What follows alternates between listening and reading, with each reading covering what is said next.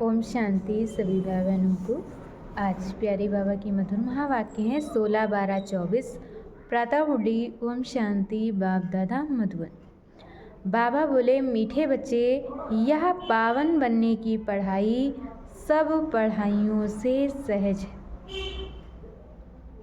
यह पावन बनने की पढ़ाई सब पढ़ाइयों से सहज है। इसे बच्चे, जवान, बूढ़े सब पढ़ सकते हैं।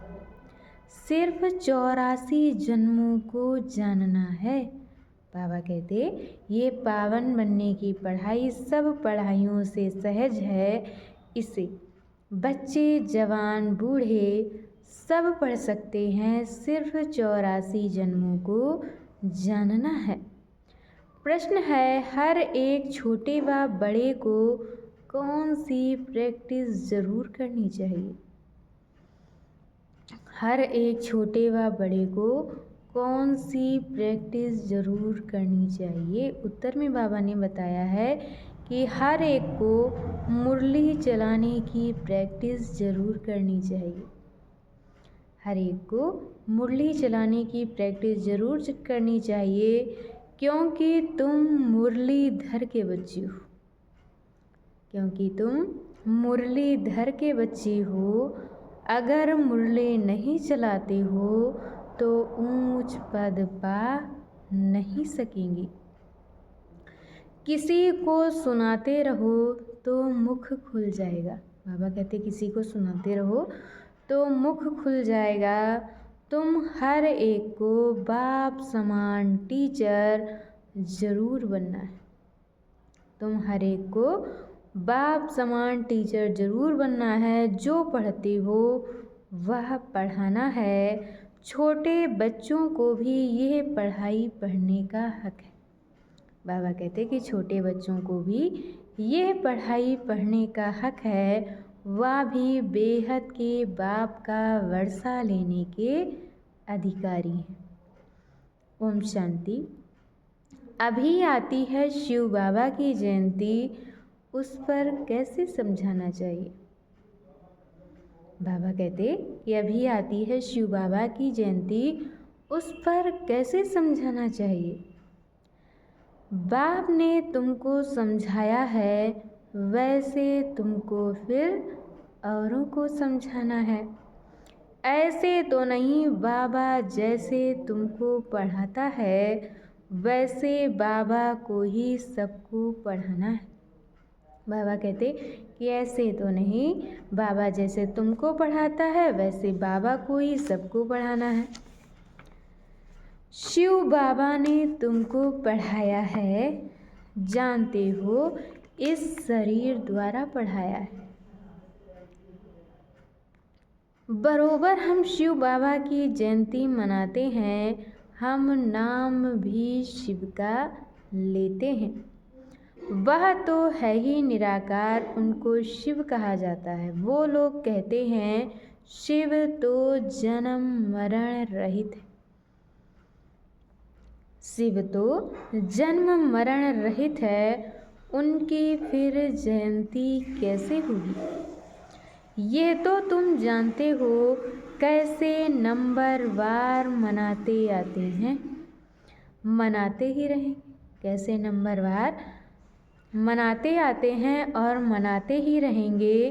तो उन्हों को समझाना पड़े। बाबा आकर इस तन का आधार लेते हैं। बाबा आकर के इस तन का आधार लेते हैं। मुख तो जरूर चाहिए, मुख तो जरूर चाहिए, इसलिए गौ मुख की ही महिमा है। ये राज जरा पेचीला है, शिव बाबा के ऑक्यूपेशन को समझना है। हमारा बेहद का बाप आया हुआ है। हमारा बेहद का बाप आया हुआ है, उनसे ही हमको बेहद का वर्षा मिलता है। बरोबर भारत को बेहद का वर्षा था और किसको होता नहीं।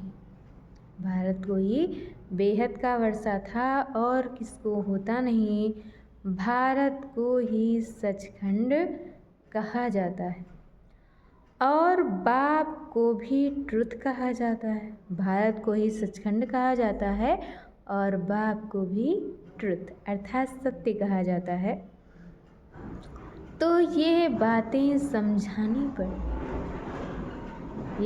समझानी पड़ती हैं, फिर कोई को जल्दी समझ में नहीं आता है, कोई झट समझ जाते हैं। बाबा कहते कि कोई को जल्दी समझ में नहीं आता है और कोई को झट समझ जाते हैं। यह योग और एजुकेशन अर्थात पढ़ाई दोनों खिसकने वाली चीज़ें हैं।